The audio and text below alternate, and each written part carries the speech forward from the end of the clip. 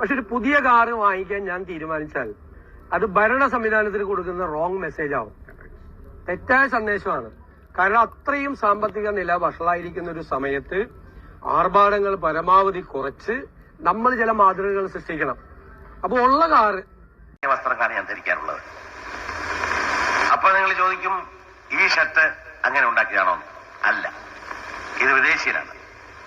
നിങ്ങളെ സാക്ഷി നിർത്തി ഇത് ഞാൻ ബഹിഷ്കരിക്കുകയാണ്.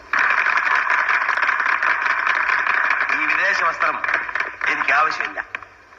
ഈ പാന്റ് ഇതും എനിക്ക് ആവശ്യമില്ല.